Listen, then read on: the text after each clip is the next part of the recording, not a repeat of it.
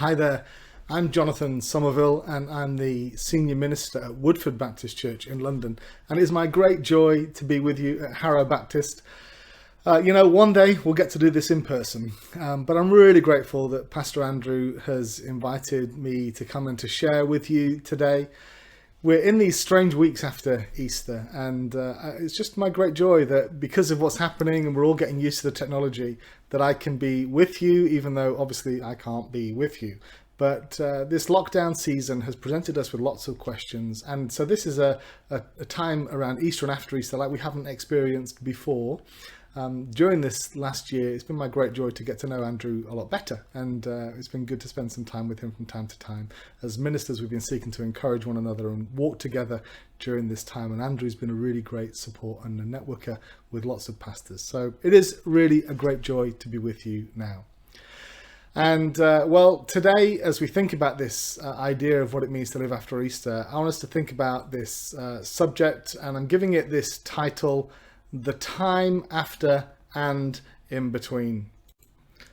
Yeah, I know it is a slightly strange title, but I think it's a helpful one for us as we just think about this period that we find ourselves in, which I think has an echo for this period that Jesus went through in the time between Easter and Ascension, or indeed that the church went through, the first believers, those who were his disciples.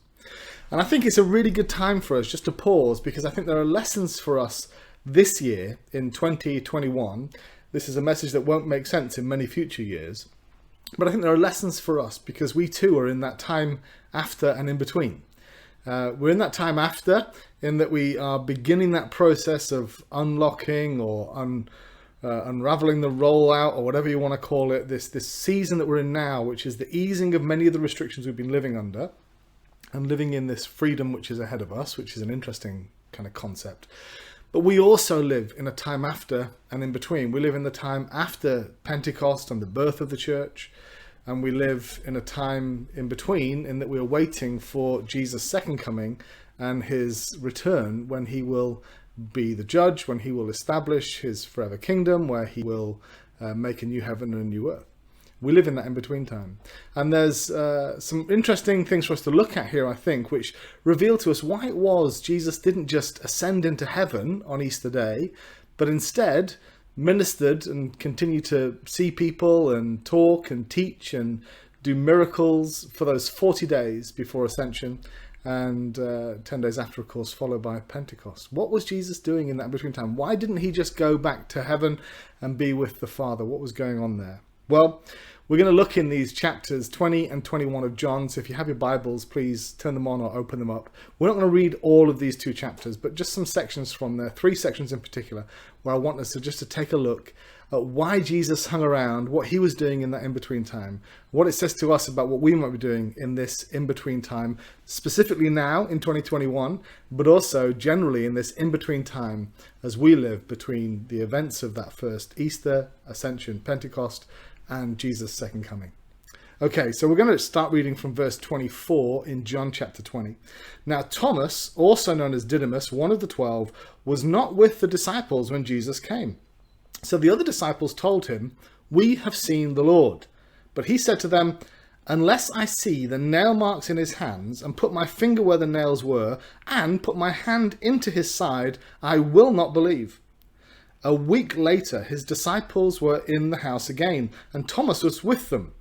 Though the doors were locked, Jesus came and stood among them and said, "Peace be with you." And then he said to Thomas, "Put your finger here. See my hands. Reach out your hand and put it into my side.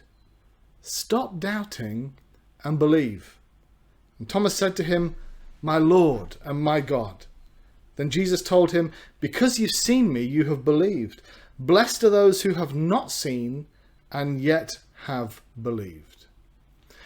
We can sometimes be really hard on Thomas, can't we? We call him Doubting Thomas because of this moment he has here that's recorded. And yet, Thomas makes this great declaration of faith here. He's first to believe in some other situations. He's the one that's longing for belief.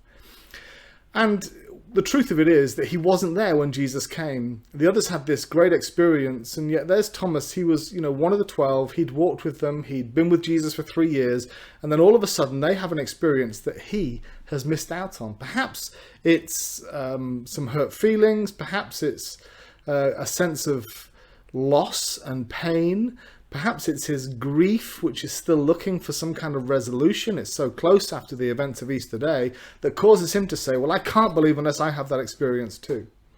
And then jump forward a week, and they're in that same place, and the doors are closed, just as they were the week before. But this time Thomas is there. And once again, Jesus, through closed doors, comes and appears in the midst of them, says these words, "Peace be with you," and then turns his attention to Thomas. Here's the first thing I want us to see. When Jesus steps into our confusion, when Jesus steps into our pain, when Jesus steps into our fear, when Jesus steps into our doubting, the first thing he does is that he speaks peace. It's the same thing that he'd done the week before when the disciples were cowering in the upper room through fear of what the Romans and the Jews might do next. He stepped into that situation and said, "Peace be with you," and breathed the Holy Spirit on them.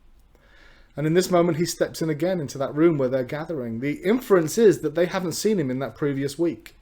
What was he doing? Who was he seeing? We don't know, but the inference certainly is that for a week there's been no sight of Jesus. Now, here in that same place, here he is again. He's with them and he is among them, and he speaks first of all peace to all of them, including Thomas. And then he turns to Thomas. He's well aware, because of who he is. He's God. He is the Son of God. He is the one who has now fully back into all of his majesty, having laid aside part of his majesty to come and be with us. He is Jesus, and he knows not only what Thomas said, but also what was in his heart. And he knows that the root of what was going on with Thomas in that moment was about a doubt and a fear, because he hadn't witnessed something the others had. And so he says to Thomas, "Come on then, here's my body. Where did you want to put your fingers? Here's my side. Did you want to put your hand in there?"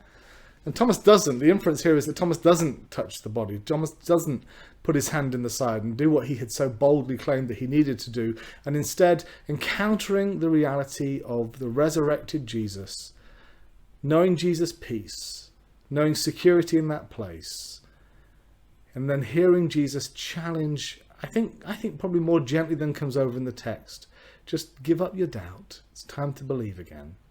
Says, "My Lord and my God."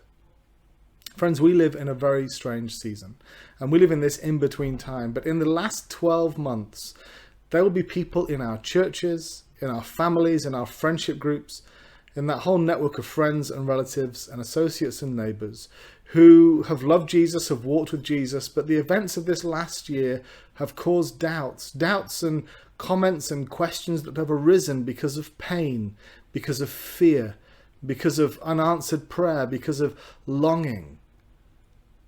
And Jesus speaks into that situation. What was Jesus doing in that in-between time? He was coming to those who he loved and who had walked with him and who were now in pain and fear, and he was bringing resolution and hope. And I believe that that is a call for us.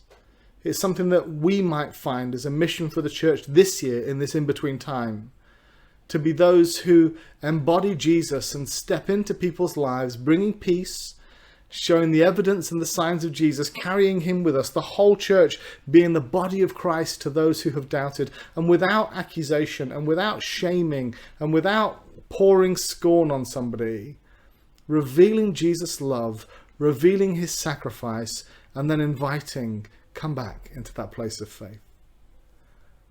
What are we doing in this time after and the time in between? Reaching out in love and grace and compassion to all of those who've loved Jesus but have struggled in this last year and in this last season. And it's also a call upon the church in this in-between time. This time between the events of Pentecost and the events of when Jesus comes again. Are we those who create a community of grace where those who struggled, having once walked in faith, can come home, find a welcome and peace, and find faith once more? I want us to look at a couple of other things in these chapters. So let's carry on reading. We're going to jump into chapter 21. Afterward, Jesus appeared again to his disciples by the Sea of Galilee, and it happened this way. Simon Peter, Thomas, also known as Didymus, Nathanael from Cana in Galilee, the sons of Zebedee, and 2 other disciples were together. "I'm going out to fish," Simon Peter told them, and they said, "We'll go with you." So they went out and got into the boat, but that night they caught nothing. Early in the morning, Jesus stood on the shore, but the disciples did not realize that it was Jesus, and he called out to them, "Friends, haven't you any fish?" "No," they answered. He said, "Throw your net on the right side of the boat and you'll find some." When they did, they were unable to haul the net in because of the large number of fish. So, the next thing that we see, the next reason for why Jesus hung around in the in-between time, the next deep lesson for you and I is we've got to tell people where the fish are. Well, of course, that's not quite what's happening here, although there is a little bit of that going on. What's happening here is Simon has gone back to life as it was before. He's encountered Jesus, but now he is facing the reality of the things that he's done. He knows that he betrayed Jesus. And in this moment, it's unclear what is the role now of Jesus' followers or what Jesus is even doing. And in that moment of uncertainty, he goes back to life as it was before. And the others go with him. Perhaps a side lesson there about leadership in times of doubt. Just remember, people will follow if you are a good leader wherever you go in times of doubt as well as in times of faith. That's aside, that's for another day. Today, what I want us to realize in this passage is we too can have that response in times of uncertainty and in times when the situation isn't clear. We'll just go back to life as it was before. And what we see here is they do that, they give it their best shot, off they go fishing. And I don't think in 3 years they'd lost the knack and that they'd lost all their technique. I don't think that's what's happening. I think there's a divine dynamic at work here, which means they fish all night long, but they catch nothing. And friends, I want us to see here a really powerful symbol that if we just try to go back to life before, it is fruitless. It is fruitless. We are asking all kinds of questions about what life should be in, what are we calling it? The new normal, the next step, the rollout, whatever we want to call it. We're entering into a new season. It won't be like it was before, but we have all kinds of questions and we have all kinds of fears. We have lots and lots of uncertainty. What's life going to be like? And the temptation would be for us to just go back to life as it was before. And friends, I believe strongly in my own heart and in my own spirit, for your church, but also for my church, it can't be fruitful just to do that. And we will find ourselves fishing all night and having empty nets because we've just done what is familiar to us. We haven't waited for that clear instruction from God. We haven't seen what it is that God's doing next. And we've gone off and done our own thing because that's what we're familiar with. And that's what worked in the past. What's Jesus doing in this in-between time? He is reminding them not to go back. He is reminding them not to go back. And not only that, he's revealing it is unfruitful to go back. And then this reveals what happens when Jesus enters into the scene and intervenes. It wasn't that all the fish were hiding on the other side of the boat and he just needed to nudge them. It is this powerful symbol that when Jesus is involved in the things that we're doing, or when we partner with him in the things that he's doing, then all kinds of fruitfulness comes from that. And just take a look at that. They cast the nets on the other side, the haul is plentiful, and then we get told a little bit later, a passage we didn't read, that when they counted the fish, there were 153, which is a really good number, and I want to tell you the meaning of that number, 153. Perhaps you have wondered about that, you've kind of scratched your head and your chin and thought, what is 153? Here it is. I'm going to tell you, get ready, get your notepads and pens out, take this down. The reason they write that there is 153 fish is because there were 153 fish. Wow.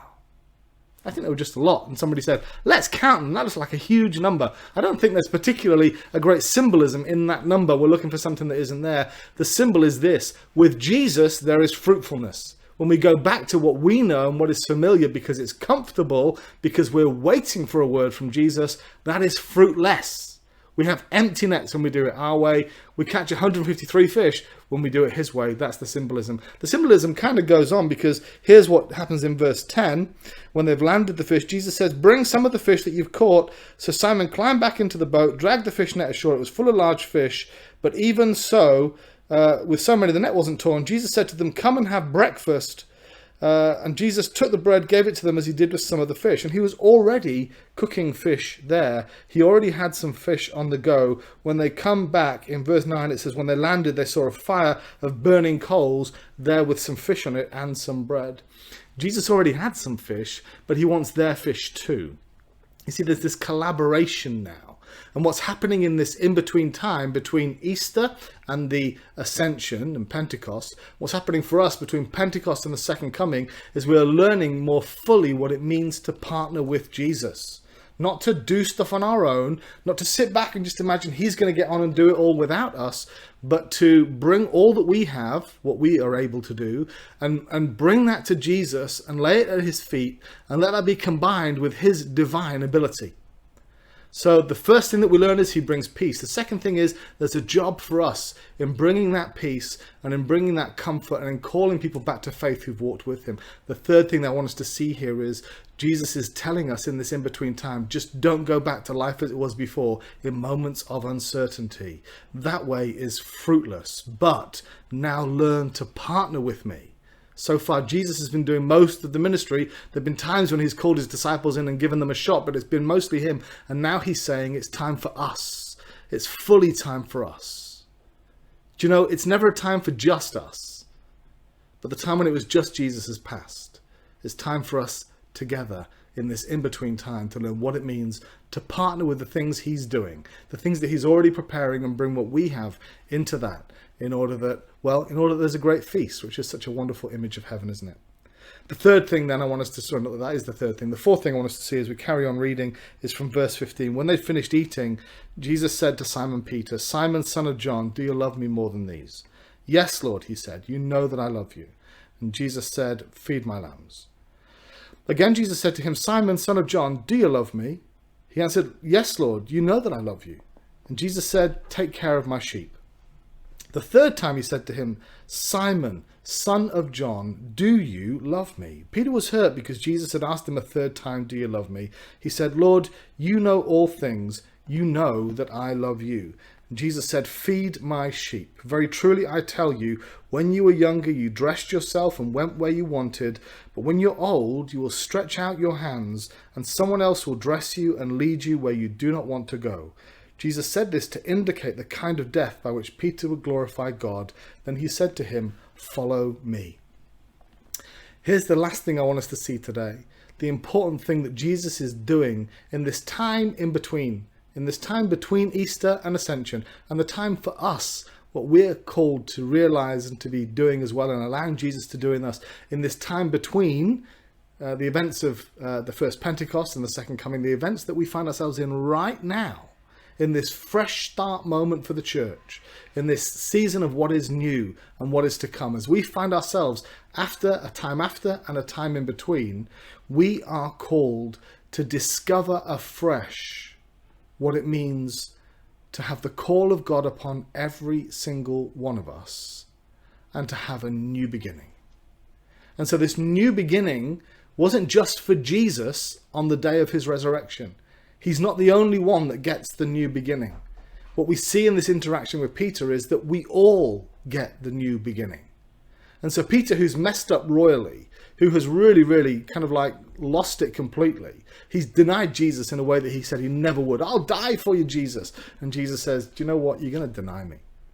And so he knows he's done that. He's full of shame. He's full of pain. And you and I know all the ways that we have failed Jesus. Some of those fill us with shame and with pain. Others we've shrugged off because our hearts have become seared to the cost that Jesus paid for us to be his. And yet in this in-between time, Jesus is in the business of restoration and of calling us to a fresh beginning and a new day.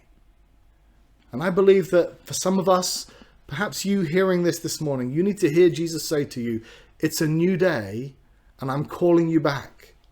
There's chance for a fresh beginning. It doesn't matter how much you have messed up. You have not messed up so much that I can't give you a fresh start. And I believe that God would say that to some of us today. Can you hear him saying that to you? Do you love me? Do you really love me? Is your heart so seared that it doesn't bother you anymore? And Peter gets broken because he's just replaying in his mind, I'm thinking, the times that he's let Jesus down. And in that moment, he becomes crushed because Jesus has to ask him 3 times, are you really sure? Are you really sure? Are you really sure you love me? Maybe we need to get to that place of crushing once more as we let Jesus show us the places where our hearts have become seared to the pain it causes him when we mess up. And we've just carried on doing stuff, and we've got ourselves into habits and patterns where we know we failed, but we've excused it somehow, and we just carried on doing it.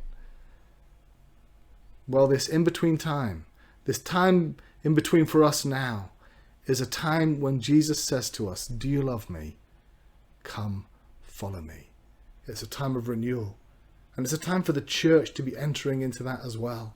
To hear God saying, not just to us as individuals, but to his whole church, do you love me? Never mind the ways that you've messed up before.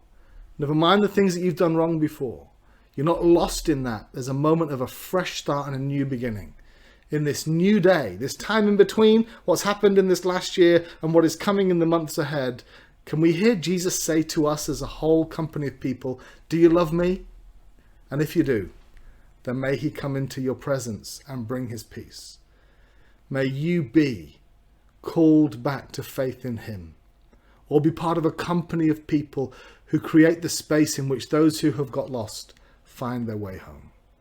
May he come and call you from old routines into new days of fruitfulness and joy.